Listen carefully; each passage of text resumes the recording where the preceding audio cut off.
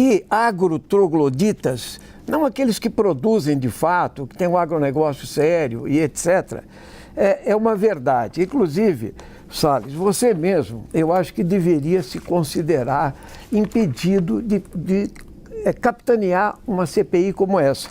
Está aqui, ó, propaganda do Salles em 2018. O MST tem que ser tratado a bala.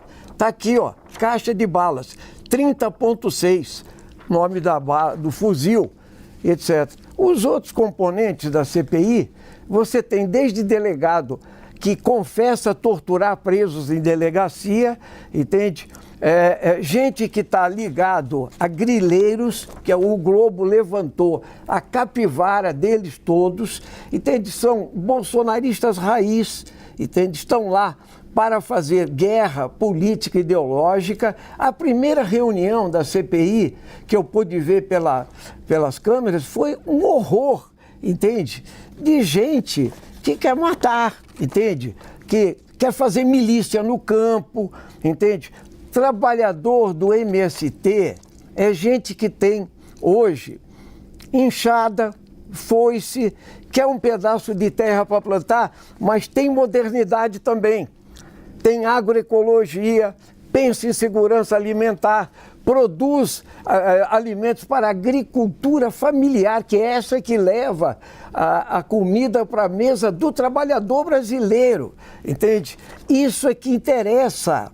É disso que nós devíamos estar discutindo, mas para isso não precisamos de uma CPI do MST, porque o MST é conhecido. Inclusive, digo ao Salles o seguinte: Abril Vermelho tem há 27 anos. Em ocupação de propriedade tem há 27 anos. Por que agora, depois do bolsonarismo, é que você não pode dialogar com a justiça, com o INCRA, negociar? E vou falar mais. Você deveria ser impedido também, porque você foi financiado pela Suzano, do grupo Pfeffer, um dos mais ricos do Brasil. E você vai querer investigar a invasão lá da Suzano, a ocupação da Suzano, que era uma negociação de 2016.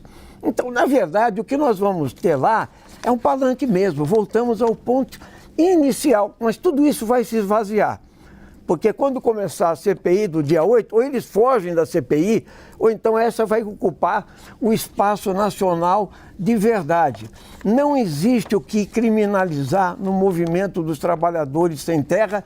O Brasil nunca fez uma reforma agrária gigante de verdade, nunca fez, entende? Pelo contrário, nós tivemos mortes no campo, grilagem de terras. E vou dizer mais, se tiver CPI, tinha que ter do garimpo ilegal, do trabalho escravo. Isso sim, que precisa abrir CPI para isso, para pegar a Garibaldi, para pegar a Aurora, a vinícola, entende? Vamos fazer CPI para isso. Da pistolagem no campo, do desmatamento, tem tanto tema para fazer CPI, mas eles querem criminalizar o pouco movimento social que vai querer 700 hectares de terra aqui. A Suzano tem 1.200.000 hectares de terra. Aí não se fala. Ou seja, a concentração fundiária, me desculpe, dizer que não tem terra improdutiva no Brasil, Salles. Claro que tem terra improdutiva, sim, e tem muita, inclusive para ser recuperada e etc.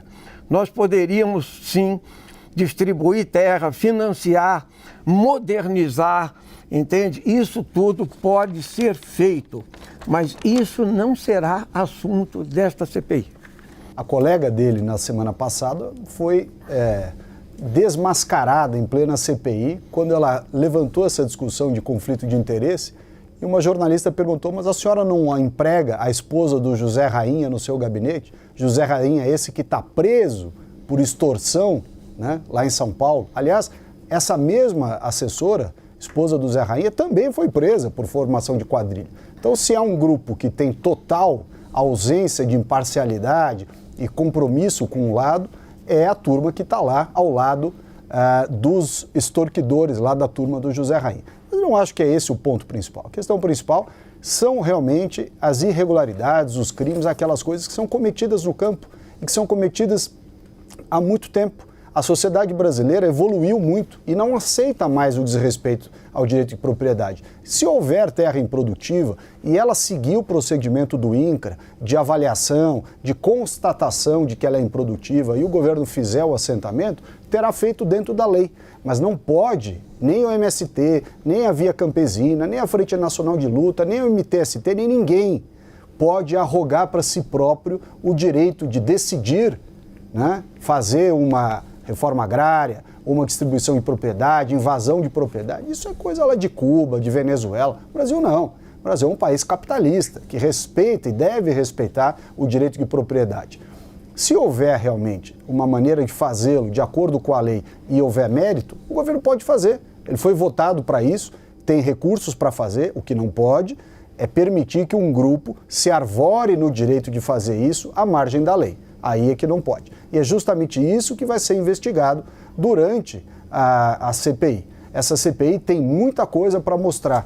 A sociedade brasileira, como eu já disse aqui, quer saber quem organizou, quem está financiando, quem está por trás disso. E tem um detalhe importante para eu dizer aqui para o Ivan, meu colega. A Suzano fez o L. A Suzano apoiou o Lula nessa eleição. Não foi o Ricardo Salles, você está enganado. A Suzano foi para o lado do Lula. Aliás, o presidente da Suzano, Walter Schalka, deu dinheiro para a Tabata, não para mim. Então, se há alguém que tem que ir lá defender a Suzano, são eles. Eu não tenho nada a ver com isso. O que nós estamos fazendo na CPI é demonstrar coisas que são nitidamente erradas. Se houver coisas positivas para mostrar, e hoje foi discutido com deputados do governo, do PT, tivemos essa conversa hoje, se tiver coisas positivas para mostrar, da produção, de assentamentos que deram certo, pode mostrar. Acho que é até correto para a gente ter vários pontos de vista e um equilíbrio neste relatório da CPI. Agora, dizer que as invasões, que a depredação de propriedade, que aquelas invasões todas... Eu vim aqui para desmistificar o preconceito que existe em relação ao MST e também daquilo que muitos grandes produtores fazem um lobby para criar preconceito do MST, porque no fundo querem comprar a terra dele, daquele pequeno agricultor que tem lá sua vaca de leite, seus suínos. Querem acumular, acumular e acumular. E o que o MST faz é dividir um pouquinho para poder plantar comida. Eu queria fazer um desafio para os titulares dessa comissão aqui, viu? Tem que ser pedagógico esse processo, senão não vale a pena. Senão vai ser só circo. O desafio é o seguinte, queridos coronéis, tenentes, representantes, vamos visitar alguns assentamentos da reforma agrária. Vamos lá visitar o assentamento do Marcon. Vamos lá visitar, lá em Paranacite, que tem um assentamento que produz alimentos, um monte de coisa lá, que já está lá instituído há 15 anos. Uma cooperativa do MST. Para quebrar preconceito, para tirar preconceito. Senão nós vamos aprender o que aqui? Um brigar contra o outro? Eu finalizo dizendo, no entorno onde que eu moro, Toledo, Paraná, as cidades que vão até Guaíra não tem conflito agrário desde que foi colonizado. Por que não? Porque o colonizador conseguiu organizar em pequenas propriedades. É claro que alguns conseguiram acumular, foram comprando justamente, então não estou criticando isso. Eu só estou querendo dizer que para quem não tem terra e quer terra, nós temos que dar política de crédito, custeio, assistência técnica e garantir também, se possível, a compra desses alimentos para colocar nas escolas, nos hospitais filantrópicos, nas cadeias, inclusive. Por que não nas cadeias públicas? Servir comida boa para todo mundo, para ter menos custo na saúde, que o povo fica menos doente. Eu encerro aqui, fica o desafio. Vamos conhecer um assentamento cooperativo do MST. Aí vocês vão quebrar preconceitos.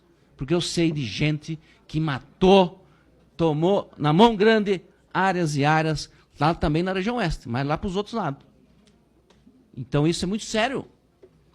E aí é legítimo, muitas vezes, como foi feito injustiça no passado, que haja uma culpação de quem tomou na mão grande. Então falo isso, e eu quero ajudar. Nesses próximos quase 3 anos e meio, e finalizo, presidente, ajudar a quebrar preconceitos, porque esse parlamento tem que ajudar a abrir a mente das pessoas. Inclusive, se tiver colegas que tiverem sensibilidade, eu espero, não espero milagre, mas eu espero que haja sensibilidade e a capacidade política de compreender que o sol deve nascer para todos.